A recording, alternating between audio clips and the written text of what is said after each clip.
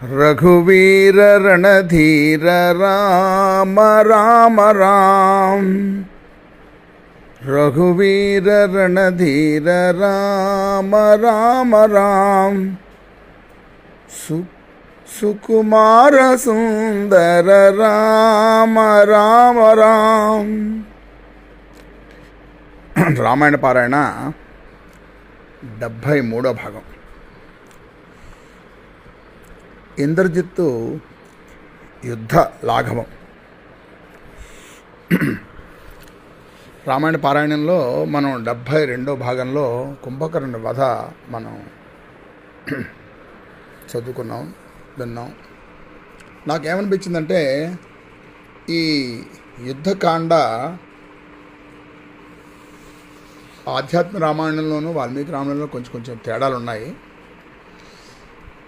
ఒకసారి అది ఒకసారి ఇది చెప్పుకోవడం కాకుండా ఒకేసారి ఆ రెండు పక్కన ఉంటే మనకు కొంచెం తేడాలు తెలుస్తాయి.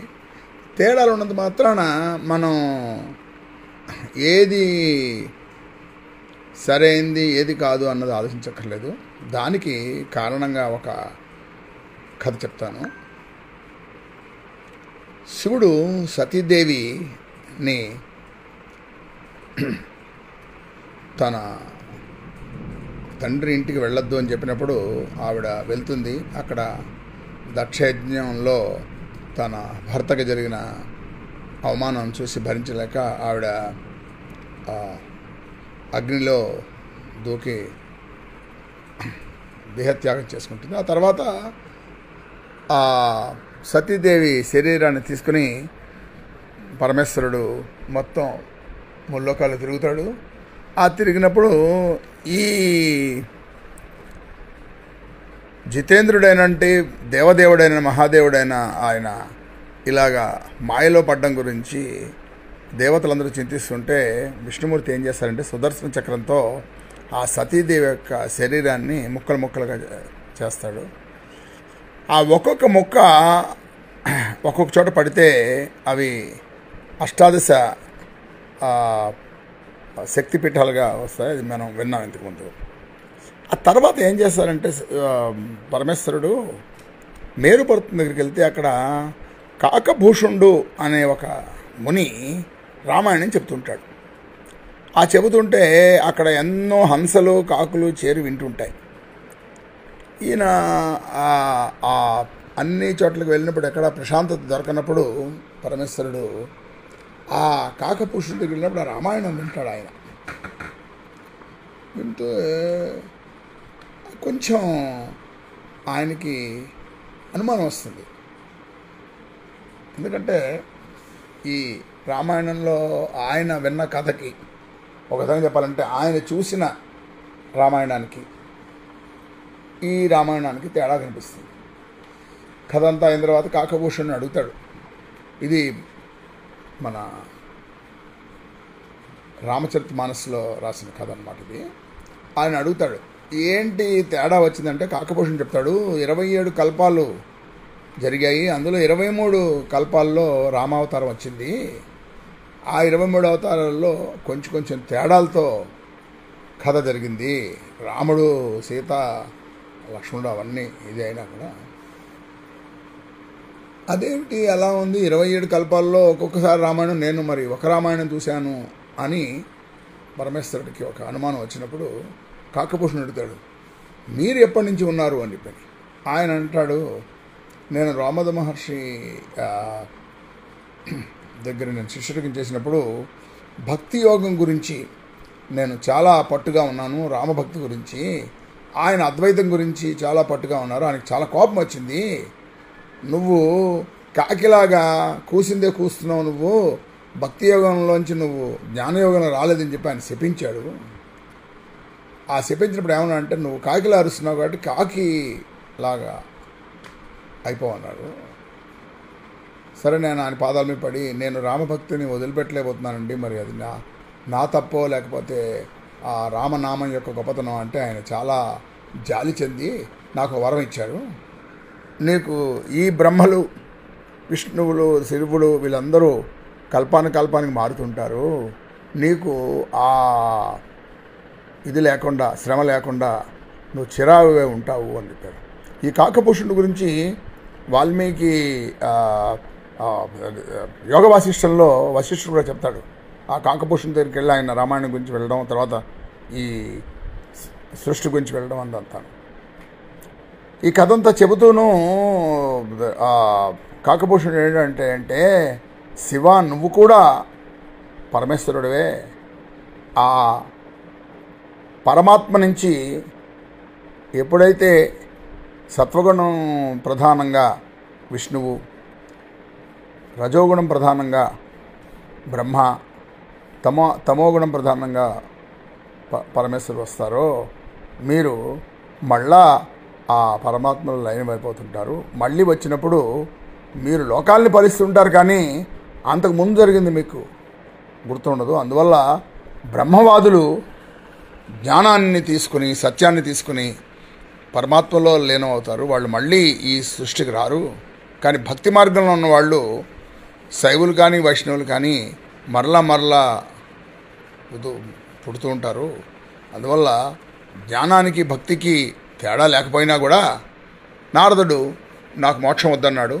అలాగా కొంతమంది ఈ సప్తఋషులు ప్రతి కల్పంలోనూ పుడుతూ ఉంటారు. మరి వాళ్ళు పాత సప్తఋషులా కొత్త సప్తఋషులా అంటే ఒక్కొక్క కల్పంలో ఒక్కొక్క సప్తఋషి 7 ఉంటారు. అందులో కొంతమంది పాత వాళ్ళు ఉంటారు, కొంతమంది ఉండరు. వశిష్ఠుడు, వామదేవుడు, గౌతముడు వీళ్ళు చాలా యుగాల్లో ఉంటారు. అలాగే ఆంగీరసుడు, తర్వాత విశ్వామిత్రుడు వీళ్ళు కొన్ని యుగాల్లో ఉంటారు, కొన్ని యుగాల్లో ఉండరు. అందువల్ల ఎవరు అలాగే ఎవరి యుగంలో ఉంటారు, ఎవరు ఉంటారు అన్నది ఆ బ్రహ్మ సృష్టి చేసినప్పుడు తెలుస్తుంది మనకి. అంటే పరమేశ్వరుడు అంటాడు, నా గురించి నాకే తెలియని విషయం ఒకటి చెప్పావు అని పరమేశ్వరుడు కాకభూషణుడు అంటే, కాకభూషణుడు అంటాడు, నీకు తెలియపోయిన విషయం కాదమ్మా, కాదు ఇది. నువ్వు సతీదేవితో ఆ తాదాత్మ్యం చెందడం వలన సతీదేవి మరణంతో నువ్వు దుఃఖంలో ఉన్నావు. మానవులందరూ, సృష్టిలో ఉన్న వాళ్ళందరూ ఆ మాయలోంచి బయటపడ్డారంటే అప్పుడు బ్రహ్మపదం తీసుకుంటారు, లేనప్పుడు ఇలా ఉంటారు. అది బ్రహ్మ విష్ణు మహేశ్వరులు కూడా ఆ మాయ తప్పదు. ఎందుకంటే రూప నామలు ఉన్నప్పుడు వరకు మాయలో ఉన్నట్టు లెక్క, త్రిగుణాలు ఉన్నంత వరకు మాయలో ఉన్నట్టు లెక్క అని చెప్తారు. సరే, ఈ కథ ఇంతవరకులా ఉంచితే రామాయణంలో ఒక్కొక్క కల్పనలో ఒక్కొక్కలాగా జరిగింది అన్నది అప్పుడు పార్వతికి శివుడు చెబుతూ, మనం ఎన్నో కల్పాలు మనం జీవిస్తున్నాము, సతీదేవే నువ్వే సతీదేవిగా ఉన్నావి, మళ్ళీ హిమవత్ పర్వతానికి నువ్వు కూతురుగా పుట్టి నువ్వు నాకు భార్య అయ్యావు.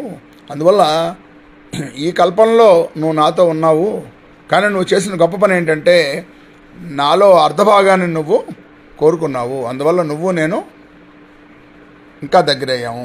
సతీదేవిలాగా నువ్వు దేహత్యాగం చేయాల్సిన అవసరం ఉండదు, ఎందుకంటే నాలో భాగంగా ఉన్నావు.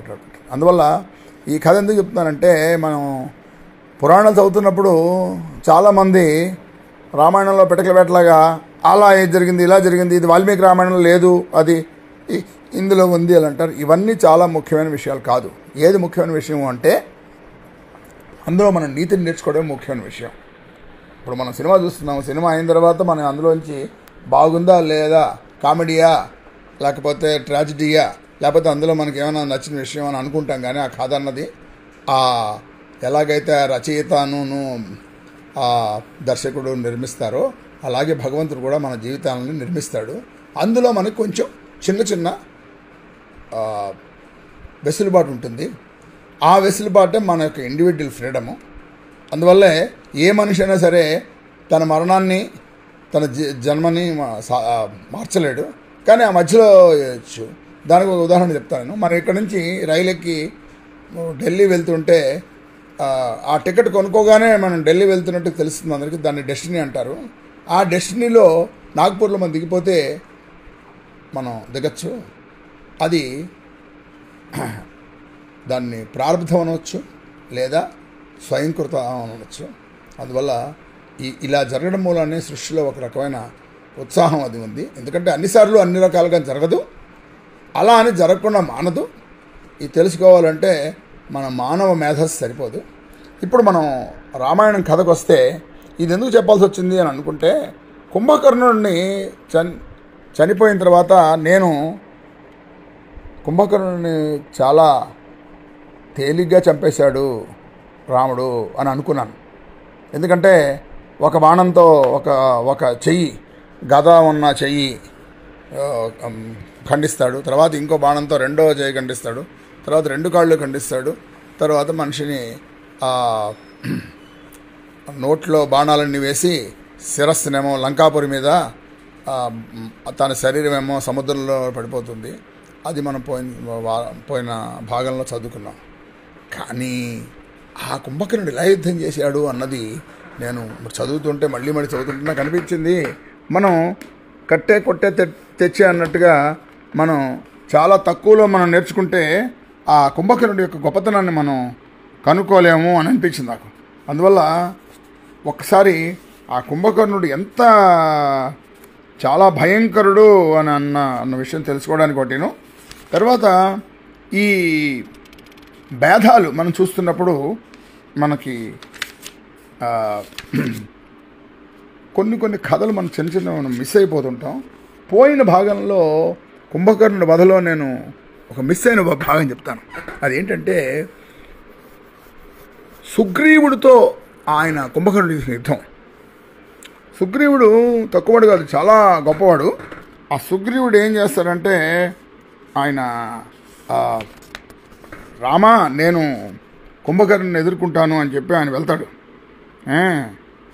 ఆయన ఎందుకు వెళ్ళాడంటే, ఆ కుంభకర్ణుడు వానరుల్ని చాలా హింసిస్తాడు. అది ఎలా చేశాడు అన్నది మనం విని సుగ్రీవుడితో యుద్ధం తెలుసుకున్న తర్వాత మనం వచ్చే భాగం ఇంద్రజిత్ దానికి వెళ్దాము.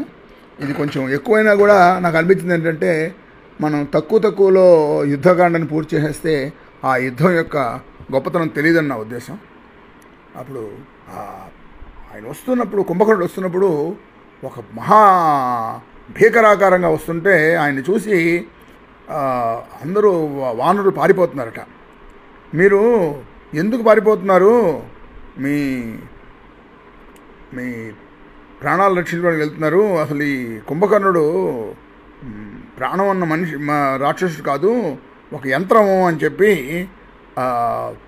అంగదుడు వాళ్ళని మభ్యపెట్టడానికి ట్రై చేస్తే, అప్పుడు వాళ్ళు వానరులందరూ చాలా క్రోధంగా యుద్ధం చేస్తుంటే వాళ్ళు బండలతోనూ కొమ్మలతోనూ వృక్షాలతోనూ ఎంత మోదినా సరే ఆ మహాబలశాలి అనే కుంభకర్ణుడు ఏమాత్రం చెంచలేదట. అంతేకాకుండా కుంభకర్ణ అవయవాలను తాకినంతనే ఆ మహాశిలలు పిండైపోతున్నాయట. అంటే ఈ శరీరమా ఇది వజ్రమా అన్న భావన వాళ్ళకి వచ్చిందట. తర్వాత ఆ కుంభకర్ణ చేతిలో కేచిత్ సముద్రే పతిత కేచిత్ గగనమాశ్రిత వధ్యమానాస్తుతే వీర రాక్షసేన బల్లేయస. ఆ బలిష్ఠుడైన కుంభకర్ణ చేతిలో ఆ వానరులు కొంతమంది సముద్రంలో పడిపోయారట, కొంతమంది ఆకాశానికి ఎగిరిపోయారట, ఇంకా కొంతమంది వచ్చిన వాళ్ళని ఏ సేతు దాటి వచ్చారో ఆ సేతువుల మీద పరిగెత్తి మళ్ళీ అవతల పక్క భారతదేశానికి వెళ్ళిపోయారట, రామేశ్వరం దగ్గరికి. ఇలా చూస్తుంటే అప్పుడు సుగ్రీవుడు అంటట, మీరు అలాగా ఆయుధాలని పరిధించి వెళ్ళిపోతే మీ భార్యలే మిమ్మల్ని పిరికివాళ్ళు అంటారు అని ఎన్నిసార్లు చెప్పినా కూడా వాళ్ళు వినరట. అయితే తండ్రి నేను చూస్తానని చెప్పి శ్రీరాముని ముందు ఈ కుంభకర్ణుడు మిడత లాంటి వాడు, శ్రీరాముడు బాణాలు వేస్తే ఆయన అదేంటి కుంభకర్ణుడు బతకడు అని చెప్తున్నట్ట. అయినా కూడా శ్రీరాముడు యుద్ధానికి రావట్లేదు. ఇంకా నేను వానరులు ఏమంటున్నారంటే, మా ప్రాణాలు మాకు తీపి, మేము రామునికి సహాయం చేస్తామన్నమాట. నిజమే, కానీ మేము బతుకుంటే కదా సహాయం చేయడం, మేము ఉండలేము అని చెప్పి పరిగెత్తారట. ఇప్పుడు వాడు ఆ కుంభకర్ణుడు దొరికిన వాళ్ళని విసిరేస్తున్నట్ట. వేలాది వానరులు విసిరేయగా వారు నేల కరిచారట. సో అలా తిరుగుతుంటే వేవతలకు అనుమానం వచ్చింది, అసలు ఈ కుంభకర్ణుడు ఒక్కడే మొత్తం వానరుల జాతులందరినీ ఇచ్చేసేస్తాడేమో. ఎందుకంటే మనం ఇక్కడ ఒక విషయం గ్రహించాలి, దేవతలకి నిజం చెప్పాలంటే మరణం లేదు. వాళ్ళు ఓడిపోవడం గెలవడం ఉంది కానీ మరణం లేదు. అలాగే గంధర్వులు రాక్షసులు వీళ్ళందరూ కూడా యుద్ధం చేసినప్పుడు చాలామంది వాళ్ళు అదృశ్యం అవ్వగలరు, పారిపోగలరు, రకరకాలుగా చేయగలరు. మానవులకి ఆ శక్తి లేదు. నిజంగా చెప్పాలంటే వానరులకి ఇంకా ఉందే శక్తి. వానరులు రకరకాల రూపాలు తిరిగించగలరు, కామరూపులు అంటారు వానరుల్ని. మనకి మానవులకి మన కామరూపం లేదు మనకి. రాముడు ఎప్పుడైతే నరుడిగా పుట్టాడో ఆయన శరీరంతోనే ఉండాలి, ఆ శరీరాన్ని రక్షించుకోవాలి. శరీరం ఉడుకు పడిపోతుందో మానవుడు మరణిస్తాడు. ఇది మనం యుద్ధకాండలో చూసినట్టుగా ఇంకెక్కడ చూడం. ఎందుకంటే మనం ఈ రామాయణం చదివినా కూడా ఈ రాక్షసులు, దేవతలు, గంధర్వులు, అప్సరసులు, కిన్నెరులు, కింపురుషులు వీళ్ళ మధ్యన మనకు తేడా మనకు పూర్తిగా తెలీదు. ఇప్పుడు కూడా నాకు పూర్తిగా తెలుసు చెప్పలేను, కానీ నాకు తెలిసిన విషయం చెప్తాను. ఏంటంటే మన భూమి మీద కొన్ని వేల సంవత్సరాల క్రితం మానవులే కాకుండా చాలామంది జీవులు ఉండేవారు. అది ఏలియన్స్ కథల్లోనూ చాలామంది కూడా చెప్పారు. ఈ ఆస్ట్రేలియన్స్, అబార్గీస్, తర్వాత ఈ రెడ్ ఇండియన్స్ అందరు కథల్లో కూడా ఉన్నాయి. అవి ఏంటంటే కొంతమంది ఇతర గ్రహాల నుంచి, నక్షత్రాల నుంచి వచ్చి మన భూమి మీద నివాసం ఏర్పరచుకున్నారు. ఆ వచ్చిన వాళ్ళు ఎక్కువ మంది రాలేదు. ఇప్పుడు మన చంద్రమండలం వెళ్ళి కూడా ఒకళ్ళో ఇద్దరు నీలాంశంగా వెళ్ళారు, అందరూ వెళ్ళలేదు కదా. సో వాళ్ళు ఏం చేశారంటే వాళ్ళకి కొన్ని శక్తులు ఉన్నాయి. ఇంకొక బాడీలో వాళ్ళు మారగలరు, ఇంకొక శరీరాన్ని మార్చుకోగలరు. అందువల్ల వాళ్ళు దెబ్బలాడుకునేవారు, కానీ నరుల్నిను జంతువుల్ని వాళ్ళు ఏం చేసేవారు కాదు. ఎందుకంటే వాళ్ళ లెక్క ప్రకారం మానవులు కానీ ఈ జంతువులు కానీ చాలా తక్కువ కింద లెక్క. ఇప్పుడు మనం చూడండి, ఓ రాజుగారు మన దేశంలో ప్రైమ్ మినిస్టర్ వాళ్ళు ఎవడో మారుతూ ఉంటారు, కానీ జంతువులకి రాజు వేరుగా ఉండడు కదా. ఎందుకంటే ఎవడైతే రాజు అవుతాడో వాడే మొత్తం అడవికి వాడే రాజు, గ్రామానికి వాడే రాజు. అలా అని ఆ జంతువులు ఈ రాజు యొక్క రాజరికాన్ని ఒప్పుకోకర్లేదు. అలాగే వానరులు వాళ్ళందరూ కూడా అడవుల్లో నివసించేవారు. వాళ్ళు మానవులతో పెద్దగా సంబంధం పెట్టుకునేవారు కాదు. వాళ్ళ జీవిత విధానం వేరు, వీళ్ళ జీవితం వేరు. మానవులు ఈ నగరాల్లోనూ వాటిలో ఉండేవారు. రాక్షసులు వాళ్ళ ప్రదేశాల్లో వాళ్ళు ఉండేవారు. అక్కడి నుంచి ఇక్కడ రావడం, అక్కడి నుంచి రావడం ఉన్నా వాళ్ళు మన పుష్ప విమానం రావణాసుడు ఉండేది, మిగతా లోకాలకు వెళ్తుండేవాడు ఆయన. కానీ ఈ లోకంలో ఉన్న వాళ్ళందరినీ జయించాలని నేను ఎప్పుడు అనుకోలేదు. ఎందుకంటే జయించడం పెద్ద కష్టమేం కాదు. ఎందుకంటే మానవులు జయించడం. ఈ సమయంలో బ్రహ్మ ఏమి ఇచ్చాడు అతనికి, నువ్వు మానవుడితో చనిపోతావు అన్నాడు. అందువల్ల మానవ కాంతల్ని అపహరించడం అన్నది అతనికి చాలా తేలికైన విషయం. మానవులు ఏం చేయలేరు. అందువల్ల ఈ విషయాన్ని మనం గుర్తుపెట్టుకుంటే కుంభకర్ణుడు ఆయన సైజు ఎలా ఉందంటే ఒక డజన్ల కొద్దీ వానరుల్ని పట్టుకుని ఆయన తినేసే సైజులో ఉందట. సో అందువల్ల మన అమెరికాలో కూడా కొన్ని జైంట్స్ వాటితో ఫోటోలు చూశాను నేను. అందువల్ల ఆ జైంట్స్ అన్నవాళ్ళు పెద్ద ఆకారంలో ఉన్నా కూడా ఎక్కువ మంది ఉండేవారు కాదు. మహాభారతంలో కూడా బకాసురుడు వాళ్ళు ఉండేవారు. అంటే ఒకళ్ళు ఇద్దరు ఉండేవారు, లేకపోతే ఊరికో దేశానికో వాళ్ళు ఉండేవారు, కానీ మిగతా వాళ్ళందరూ మామూలుగా ఉండేవారు. వాళ్ళని చంపడానికి మామూలు మనుషులు చేత కాదు. మరి భీముడు లాంటి వాళ్ళు మరి బకాసుని చంపేవాళ్ళు, అలాగే రాముడు లాంటి వాళ్ళు ఈ రాక్షసులు చంపేవారు. ఈ కుంభకర్ణ యుద్ధంలో మనం మళ్ళా ఎందుకు మాట్లాడుకుంటున్నామంటే కుంభకర్ణుడు వానరులు పట్టుకుని తన నోట్లో వేసుకుని వెళ్తే ఆ నోట్లోకి వెళ్ళిపోతుంటే వాళ్ళు ఆయన నవలకుండా తినేసేవట. అంత పెద్ద నోరు ఉండేదానికి. ఇదంతా చూసి సుగ్రీవుడు ఏమన్నాడంటే నేను ఇలా కాదని చెప్పి ఆయనతో యుద్ధం చేయడానికి వెళ్ళాట. వెళ్ళినప్పుడు సుగ్రీవుడు ఆకాశాన్ని ఎగిరి అక్కడ పర్వత శిఖరాన్ని తీసుకొచ్చి కుంభకర్ణుడు కొట్టాట. నువ్వు సామాన్యంతో యుద్ధం చేస్తావు వానరులతోనూ, నా ప్రజలు వాళ్ళు నాతో యుద్ధం చేయంటే అప్పుడు ఆయన అంటాట, నువ్వు కూడా బ్రహ్మదేవుడు మనవడవే, కానీ నీ సైజు కానీ లేకపోతే నీ శక్తి కానీ చాలా తక్కువ నా ముందు. మేము దానవులం, రాక్షసులం, మా శక్తి ముందు మీరు పనికిరాని చెప్పి ఆయనకి కుంభకర్ణుడు ఒక పెద్ద త్రిశూలం తీసుకుని సుగ్రీవుడిని కొడతాడు. ఆ సుగ్రీవుడు కొట్టేటప్పుడు హనుమంతుడు అడ్డం రావడానికి ట్రై చేస్తాడు. అప్పుడు ఆ హనుమంతుని ఒక ముష్టిఘాతంతో కొడితే హనుమంతుడు కింద పడిపోతాడు. హనుమంతుడు లేచి చూసేపటికి అప్పటికే కుంభకర్ణుడు సుగ్రీవుడిని కొట్టి ఆయన స్పృహ తప్పి పడిపోతే భుజం మీద వేసుకుని వెళ్ళిపోతుంటాడు. అందులో హనుమంతుడికి ఏమన్నా మనం వస్తుందంటే, ఇప్పుడు నేను గనక నా రాజుని అంటే సుగ్రీవుడిని రక్షించకపోతే నేను కోల్పోతానేమో, లేదా ఇప్పుడు ఆయన రక్షించడానికి వెళ్తే నన్ను నా పరాక్రమాన్ని నువ్వు తక్కువ చేసావా అనుకుంటాడని ఇంకో అనుమానం. ఈ రెండో అనుమానాలతో ఏం చేస్తారంటే ఆ వానరులందరినీ ఆయన ఏకత్రం చేసి, మీకేం పర్లేదు సుగ్రీవుడు గెలిచి వస్తాడు, ఇంతకుముందు మీరు ఉన్నారు కదా, సుగ్రీవుడు మీకు గుర్తుందో లేదో, వెళ్ళి ఆ కింద నుంచి ఆ రావణాసురుని చూసినప్పుడు పైకి ఎగిరి వెళ్ళి ఆయన రావణాసురుణ్ణి మర్దించి వెనక్కి తిరిగి వస్తాడు. అప్పుడు రాముడు అంటాడు కూడా, నువ్వు ఇలాంటి సాహసం చేయకూడదు రాజుగా అని అంటాడు కదా, అది గుర్తొస్తుంది హనుమంతుడికి. ఈ లోపల కుంభకర్ణుడు ఎప్పుడైతే ఆ సుగ్రీవుని తీసుకుని వెళ్ళిపోతాడో ఆ లంకలో అందరూ ఆయన్ని దానికి కుంభకర్ణుడిని కీర్తించారట. కీర్తిస్తే అప్పుడు ఆ జయజయధ్వానాలకి సుగ్రీవుడు లేచాట. లేచి ఏం చేయాలి అని ఆలోచించి వెంటనే ఆయన ఆ గోళ్లతో రక్కి నోటితో ఆయన ముక్కు చెవులు రెండు కొరికేశాట. చాలా బాధపడి ఆయన సుగ్రీవుణ్ణి తీసి నేల మీద కొడదామని ఇలా కొడితే నేల కింద పడకుండా ఆయన పైకి ఎగిరిపోయాట. ఇది ఎందుకు చెప్తానంటే, వాల్మీకి రామాయణంలో మన కుంభకర్ణుడు చంపినప్పుడు కుంభకర్ణుడు ఒక మాట అంటాడు రాముడితో, నాకు ముక్కు కాను చెవులు లేవు అనుకోవద్దు, నేను నీతో యుద్ధం చేయడానికి నాకేమి ఇది లేదు అంటాడు. అంటే ఎందుకు ముక్కు చెవులు లేవా అనుకున్నాను. ఆ ముక్కు చెవులు లేకపోవడానికి కారణం ఏంటంటే సుగ్రీవుడు కొరికేయడం అనమాట. ఈ కథ నేను ఆధ్యాత్మిక రామాయణంలో తీసుకున్నాను. అందువల్ల వాల్మీకి రామాయణంలో చాలా విషయాలు చెప్పారు, కొన్ని విషయాలు మనకి తెలియలేదు. ఆధ్యాత్మికంలో కొన్ని టుక్కిగా చెప్పేశారు. అలాగే ఇంద్రజిత్తు కూడా నాగాస్త్రాలు వేశాడు. నాగాస్త్రం వేయడం వలన ఆయన గరుత్మంతుడు వచ్చి ఇచ్చేసాడు, మనం విన్నాం కదా.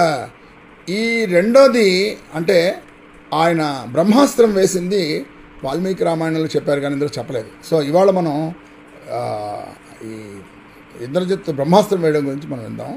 ఈ లోపున కుంభకర్ణుడు ఎప్పుడైతే చనిపోయాడో రావణాసురుడు చాలా బాధపడ్డట. ఇలాంటి తమ్ముడు పోయిన తర్వాత నాకు అసలు ఈ సీత ఎందుకు, ఈ రాజ్యం ఎందుకు అని చెప్పి చాలా దిగులు పడుతున్న టైంలో అప్పుడు ఇంద్రజిత్ వచ్చానట, తండ్రి నేను బతికుండగా మీరు ఎందుకు ఇదవుతారు, నేను రామలక్ష్మణ ఇద్దరిని జయిస్తానన్నట అని చెప్పి వెళ్ళి ఆయన అదృశ్యంగా యుద్ధం చేయడం మొదలుపెట్టాట. అదృశ్యంగా యుద్ధం చేసి బ్రహ్మాస్త్రం వేశాట. ఇది వాల్మీకి రామాయణంలో ఉన్నది. బ్రహ్మాస్త్రం వేయగానే రాముడు లక్ష్మణుడు ఆ బ్రహ్మాస్త్రాన్ని కట్టుబడి ఉన్నారట.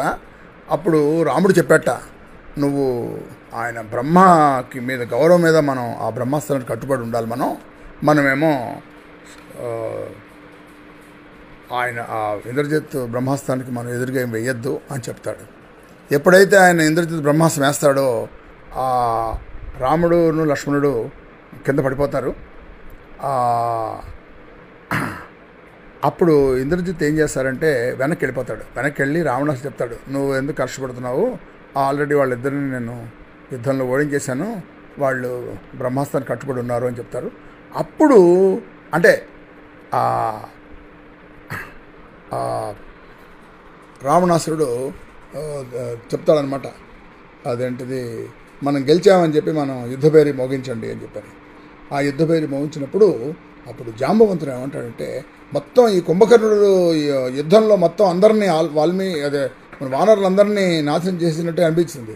అప్పుడు చూస్తుంటే కొన్ని వేల మంది వానరులు చనిపోయి ఉంటారు. అప్పుడు అంగదుడును జాంబవంతుడు సుగ్రీవుడు జాంబవంతుడును, సుగ్రీవుడు మళ్ళీ వెనక్కి తిరిగి వెళ్తాడు కదా, జాంబవంతుడు కాగడాలు వేసుకుని ఎవరు బతికారు ఎవరు లేరు చూస్తుంటే అప్పుడు సుగ్రీవుడు అడుగుతాడు, నువ్వు జాంబవంతుడు అడుగుతాడు నువ్వు హనుమంతుడిని చూసావా, ఎందుకంటే హనుమంతుడిని కూడా గాయపరిచాడు కదా అతను సోలం వేసి సుగ్రీవుడిని తీసుకెళ్ళబోయమంటే. సో అంటే ఆయన అదేంటి రాముడు లక్ష్మణుడు అడగకుండా నువ్వు హనుమంతుడు అడుగుతున్నావంటే, లేదు హనుమంతుడు ఒక్కడే మన అందరినీ బతికించగలిగిన వాడు, ఆయన హిమాలయ పర్వతం దగ్గరికి వెళ్ళి సంజీవికరణి విశల్యకరణి అని అది తీసుకొస్తాడు ఆయన అని చెప్పి వెతుకుతుంటే అక్కడ కనిపించాడు హనుమంతుడు. ఈ హనుమంతుడు కనిపించకపోతే రాముడు లక్ష్మణుడు పడిపోయారన్న బాధ, హనుమంతుడు కనిపించే బాధ. ఆఖరి వెళ్తే ఒక చోట ఆయన గడ్డం కింద చేయి పెట్టుకుని చాలా విచారంగా కూర్చుంటాడు. ఎందుకు కూర్చున్నా అంటే రాముడు లక్ష్మణుడు అక్కడ అలా పడిపోయి ఉన్నారు, సో మరి ఆ వానరులందరూ ఇలా ఉన్నారు, నేను అసలు ఏమవుతుందో యుద్ధంలోనూ అని నేను చెప్పి నేను చాలా బాధగా ఉన్నానంటే, ఏం బాధపడక్కర్లేదు నువ్వు, రాముడు లక్ష్మణుడు ఎవరు ఏం చేయలేరు, నువ్వు వెళ్ళి ఆ విశల్యీకరణ సంజీవీకరణ పట్టడమంటే అప్పుడు ఆయన వెళ్ళి పట్టుకొచ్చాట. పట్టుకొచ్చినప్పుడు మొత్తం వానరులందరినీ బతికిస్తాట ఆయన. అందువల్ల ఆ సంజీవీకరణ యొక్క గొప్పతనం అది. అందువల్ల కుంభకర్ణుడు నిజంగా చెప్పాలంటే మొత్తం సేనంతని అసలు నాశనం చేసేసాడు, వానర సేనని. అలాంటిది మళ్ళీ సేనంతా మళ్ళీ వస్తుంది. తర్వాత ఈ రాముడు లక్ష్మణుడు కూడా లేచి కూర్చుంటారని. మనం ఇంతకుముందు నాగాస్త్రాలను విన్నాం కదా, ఇదేమో బ్రహ్మాస్త్రం అనేది ఇందులో వచ్చింది. మనకు అస్త్రం ఏదైనా ఒకటే. అలాగే ఆధ్యాత్మిక రామాయణంలో గరుత్మంతుడు అది వచ్చిందా చూపించారు కదా. అందువల్ల రాముడు లక్ష్మణుడు అంత తేలిగ్గా రావణాసురుడిని కుంభకర్ణుడిని ఇంద్రజిత్తుడు గెలిచారని మనం అనుకోవద్దు. మనం యుద్ధం చాలా ఘోరంగా జరిగింది. ఒకసారి కాదు, 2 సార్లు కాదు, చాలాసార్లు. ఎవరు గెలుస్తారన్నది తెలియలేదు. దేవతలే రామరావణ యుద్ధం చేసి ముక్కు మీద వేలేసుకున్నారట. వాళ్ళకి మనకి అందరికీ కూడా రాముడు విష్ణుమూర్తి అన్న ఒక అనుమానం ఉన్నా కూడా రాముడు ఎప్పుడు చెప్పలేదు నేను విష్ణుమూర్తినని. అందువల్ల వీళ్ళకి అనుమానమే, వాళ్ళకి కూడా అనుమానమే. కుంభకర్ణుడు రావణాసురుడు కూడా ఇంత ఇది చూపిస్తున్నాడంటే విష్ణుమూర్తి అయి ఉంటాడని చెప్పని. నేను ఎందుకు చెప్తున్నానంటే ప్రతి మనిషిలోనూ భగవంతుడు ఉన్నాడు. సర్వత్ర హృదయ తిష్టత అర్జున యంత్రారూఢ అనే భ్రామయ్య అని చెప్పాడు. అందువల్ల మన అందరిలో కూడా భగవంతుడు ఉన్నాడు. కానీ మనకి ఆ భగవంతుడు మనకి కనిపించడు, మనకి ఎదురుగున్న వాళ్ళకి అసలు కనిపించడు. అందువల్ల రామాయణంలో ఉన్న ఏదైనా ఒక చాలా గొప్ప విషయం మనం తెలుసుకోవాలనుకుంటే మనం అద్వైతంలో మనం భగవంతుడు మనం ఒక్కటే రూపము లేదా మనలోనే భగవంతుడు ఉన్నాడన్న విషయం తెలియడం అన్నది కొన్ని జన్మలు, వేల జన్మలు అయితే కానీ తప్పదు. అంతవరకు మనం భగవంతుడు పూజించడం తప్పదు. అది అయ్యే వరకు, ఆ అద్వైత సిద్ధి కలిగే వరకు, ఆత్మ సాక్షాత్కారం కలిగే వరకు మన ద్వైతాన్ని వదిలిపెట్టకూడదు. అందువల్ల శంకరాచార్య గారు చెప్పిన అద్వైతం అన్నది పరమసత్యం అయినా కూడా మన లెవెల్లో మనకి ద్వైతమే అని మనం అనుకుంటాం. ఇదే మరి మధ్వాచార్యులు వాళ్ళు కూడా చెప్పారు, కలియుగంలో మీరు అద్వైతం గురించి మాట్లాడడానికి మీ అర్హత లేదు, మీకు క్షీణే పుణ్య, ఎవరైతే పుణ్యాలు తగ్గిపోతాయో వాళ్ళు మత్స్యలోకంలో పుడతారు, కానీ పూర్వజన్మలో ఉన్న పాపాలన్నీ క్షయం అయితే కానీ దుర్లభం మనుష్య జన్మ అన్నారు కదా శంకరాచార్యులు. అలాగే మనుష్య జన్మలో అందులో బ్రాహ్మణ జన్మ, అందులో అదేంటిది అద్వైత సిద్ధాంతం తెలియడం అనేది కష్టం. కాబట్టి రామాయణం మనందరికీ అర్థం కావడం చాలా కష్టం. సో ఇలా మనం ముందుకి వెనక్కి వెళ్తూ యుద్ధాన్ని మనం ఇంకా రక్తి కట్టించేట్టుగాను అందులో ఉన్నవన్నీ తెలుసుకుందాం అన్నాను అనుకున్నాం. అసలు ఈ భాగంలో నేను ఇంద్రజిత్ గురించి చాలా చెబుదాం అనుకున్నాను, చెప్పలేను. నెక్స్ట్ దాంట్లో చెప్తాను. ఒక్కటి మాత్రం చెప్తాను నేను. రాక్షసులందరూ ఇంద్రజిత్తు రాకముందు కుంభకర్ణుడు ఏం చేస్తారు, రావణాసుడు ఏం చేస్తారంటే చాలామంది రాక్షసులను పంపిస్తాడు.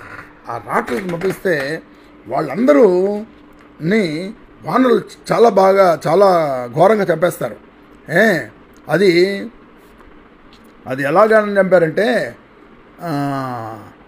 అంగదుని చేతిలో నరాంతకుడు, హనుమంతుడి చేతిలో దేవాంతకుడు త్రిశకుడు, నీలునితో మహోదరుడు, వృషభునితో మహాపార్షుడు.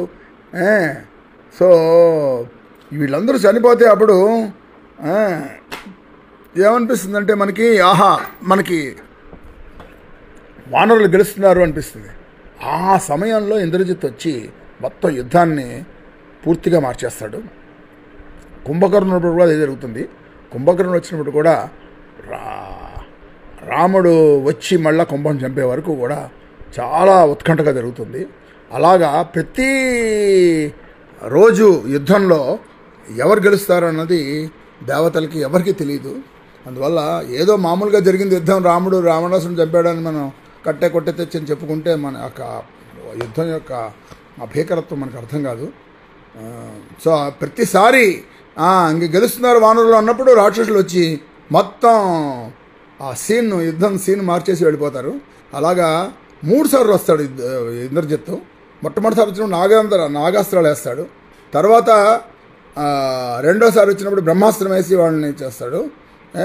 తర్వాత మూడోసారి ఆ నికుంభ యాగం అని చేసి, ఆ యాగం చేసిన తర్వాత ఆయన యుద్ధానికి వస్తే ఇంక వాళ్ళని జయించలేరు మీరు అని చెప్పి విభీషణుడు ఏం చేస్తారంటే రాముణ్ణి అదేంటిది రిక్వెస్ట్ చేసి లక్ష్మణ్ని తీసుకెళ్తాడు. ఆ కథ అంతా మనం వచ్చే వారం చూస్తాం. 74వ భాగంలో మనం ఇంద్రజిత్ వధ చూద్దాం.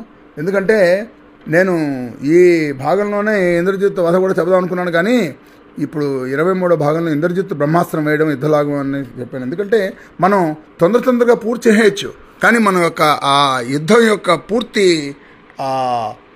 తీవ్రతను మనం తెలుసుకోలేము. అందువల్ల నేను ముందుకి వెనక్కి వెళ్తూ ఉంటాను కథలోను, కానీ ఇది మాత్రం నాకు రామాయణంలో చాలా ఉత్కంఠమైన పోర్షన్ అనిపించింది నాకు. సో మరి ఎప్పుడు యుద్ధకాండ పూర్తవుతుందో తెలియదు, కానీ మన మనసులో కూడా ధర్మానికి అధర్మానికి ఆ యుద్ధం జరుగుతూ ఉంటుంది. అది అంత తేలిగ్గా ధర్మం గెలుస్తుందని ఎవరు అనుకోవద్దు. ధర్మానికి అంతిమ విజయమే కానీ ముందులో విజయం రాదు. ఎవరెవరో ధర్మం మీదతో పోరాడారో వాళ్ళందరికీ ఆ విషయం తెలుసు. ఆ ఓర్పు, ఆ భగవంతుడి మీద నమ్మకం, ఆ ధర్మం మీద అదే విశ్వాసం, దేవుడి మీద విశ్వాసం ఉన్న వాళ్ళే ధర్మాన్ని పాటించగలరు. వాళ్ళు ఎక్కువ మెంబర్లు ఉంటారు, తక్కువే ఉంటారు వాళ్ళు. అది మనం తెలుసుకోవాలి. సో మనం ముగించిపోయే ముందు మన మంత్రం ఉంది కదా, శ్రీరామ రామ రామేతి రమే రామే మనోరమే సహస్రనామ తత్తుల్యం రామనామ వరాననే, సాయిరామ రామేతి రమే రామే మనోరమే శతసహస్రనామ తత్తుల్యం సాయినామ వరాననే. ఇందులో యువత నేర్చుకోవాల్సిన విషయం ఏంటంటే, మనం ఏదో అధర్మం మీద పోరాడదాము, లేకపోతే వాళ్ళు ఎవరో అదేంటిది లంచం తీసుకున్నా పట్టిద్దాం అనుకున్నది తేలికైన విషయం కాదు.